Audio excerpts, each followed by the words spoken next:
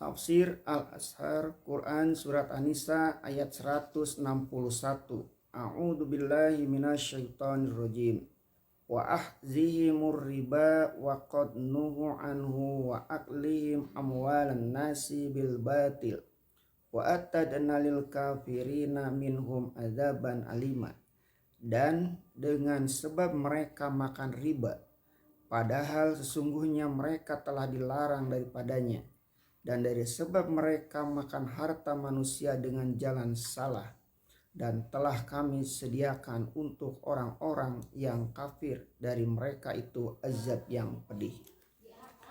Dan dengan sebab mereka makan riba, padahal sesungguhnya mereka telah dilarang daripadanya, terkenal di atas dunia sejak zaman dahulu sampai ke zaman sekarang ini, bahwa di antara riba dan Yahudi payah dipisahkan.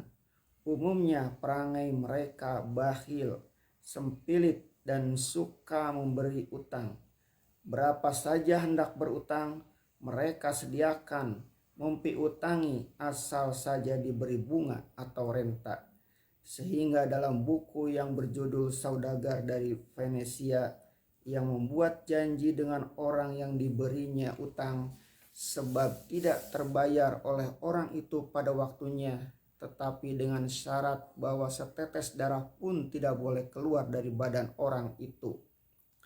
Sebab dalam perjanjian hanya tersebut daging, meskipun ini hanya semacam dongeng dari seorang pujangga besar, namun isinya sudah nyata menggambarkan bagaimana kejamnya si Yahudi itu di dalam memakan riba yang berjangkit beratus-ratus tahun di benua Eropa.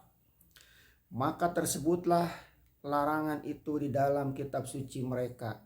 Jikalau kamu memberi pinjaman uang kepada umatku, yaitu kepada orang miskin yang ada di antara kamu, maka jangan kamu menjadi baginya sebagai penagih utang yang keras, dan jangan ambil bunga daripadanya. Kitab Keluaran 22 ayat 25. Di dalam imamat orang Levi tersebut pula larang itu.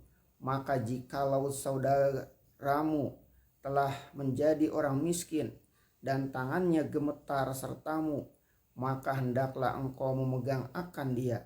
Jikalau ia orang dagang atau orang menumpang sekalipun, supaya ia pun boleh hidup sertamu. Pasal 36. Maka janganlah kamu mengambil daripadanya bunga atau laba yang terlalu, melainkan takutlah kamu akan Allahmu, supaya saudaramu boleh hidup sertamu.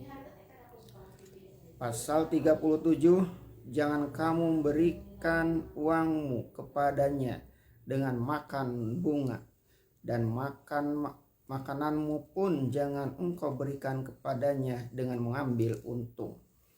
Mungkin ayat-ayat inilah ayat larangan riba yang diturunkan Allah kepada mereka dengan perantaraan Nabi Musa alaihissalam, yang diisyaratkan oleh ayat yang sedang kita tafsirkan ini, bahwa mereka telah dilarang memakan riba atau bunga, tetapi mereka kerjakan juga.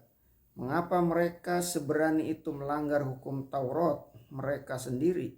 Mereka jadi berani karena di dalam kumpulan Taurat itu pula bertemu satu ayat di dalam kitab Ulangan pasal 23 ayat 20, maka daripada orang lain bangsa boleh kamu mengambil bunga, tetapi dari saudaramu tidak boleh kamu mengambil dia, supaya diberkati Tuhan Allahmu akan kamu dalam segala perkara pegangan tanganmu dalam negeri yang kamu tuju sekarang, hendak mengambil dia akan bagianmu pusaka. Ayat inilah yang pegangan orang Yahudi sedunia sampai zaman kita ini. Mereka biar tidak duduk dalam pemerintahan suatu negeri, tetapi mereka menguasai pemerintahan itu sendiri dengan membungakan uang mereka. Baron Rothschild yang mempiutangi pemerintahan Inggris di zaman Ratu Victoria yang Perdana Menterinya waktu itu seorang Yahudi pula, Disraeli, untuk membeli saham terusan Suez karena Khedive Ismail telah bangkrut, sehingga berkuasalah Inggris atas terusan itu sampai 75 tahun lamanya. Baru tahun 1956 rakyat Mesir baru dapat mengusir mereka. Kekuasaan uang Yahudi merata di seluruh negeri kapitalisme. Karena menguasai Wall Street, pusat ekonomi Amerika di New York. Akhirnya di tahun 1949 mereka dapat mendirikan negara Israel di tengah-tengah negeri-negeri Arab dengan alasan bahwa nenek moyang mereka datang dari sana 2000 tahun yang lalu. Mereka berpendirian hanya sesama Yahudi tidak boleh memakan riba, sedang yang tidak Yahudi boleh. Apa benarkah ayat 20 dari kitab Ulangan ini asli firman Allah dengan perantaran Nabi Musa? Menilik kepada ayat-ayat yang telah lalu tadi, yang kita salinkan dari kitab Imamat orang Lewi dan kitab Keluaran tadi, kita tidak percaya akan keaslian kitab Ulangan pasal 25 ayat 20 ini.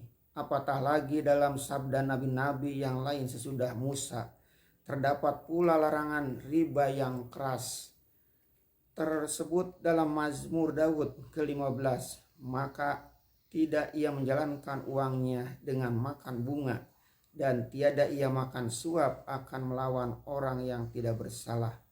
Maka barang siapa yang memelihara segala perkara itu pada selama-lamanya, tiada ia akan bergelincuh. Mazmur 15 ayat 5. Dalam Amsal Sulaiman pasal 28 ayat 8 tersebut pula tentang orang yang dipandang jahat melanggar perintah Tuhan. Orang yang menambahi hartanya dengar dan laba yang keji, yaitu mengumpulkan dia bagi orang yang menaruh kasihan akan orang miskin. Dan Nabi Hezkiel dan nabi-nabi Bani Israel yang lain adalah menjalankan hukum Taurat, padahal tampak pertentangan seruan dan bimbingan mereka dengan ayat di kitab Ulangan pasal 23 ayat 20 itu. Nyatalah bahwa ayat yang asli terbakar di zaman Nebukadnezar dan disusun kembali oleh Izra imam besar.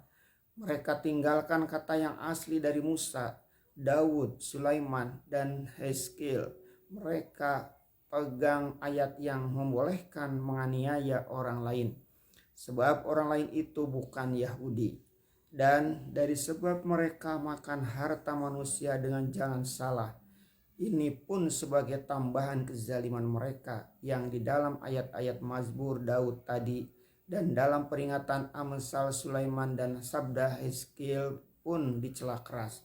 Asal mendapat keuntungan biar tidak halal, mudah saja memakan riswah atau uang sogok untuk mengalahkan orang yang miskin jika berperkara dengan orang yang kaya, atau dengan memakan pengaruh dan kekuasaan, merampas harta milik orang yang lemah, sehingga yang teraniaya itu tidak dapat berbuat apa-apa. Semua tersebut itu adalah zalim, aniaya. Hukuman pertama di dunia ialah kehinaan mereka. Terpencar-pencarnya mereka di seluruh dunia menjadi kebencian orang. Dan telah kami sediakan untuk orang-orang yang kafir dari mereka itu azab yang pedih, yaitu azab akhirat kelak sesudah azab dunia sekarang. Meskipun demikian, tidaklah semua orang Yahudi itu jahat. Di kalangan mereka pun ada yang jernih pikirannya, dalam pada ilmunya, dan ada keinsafannya. Sebab itu ayat selanjutnya menghargai golongan ini.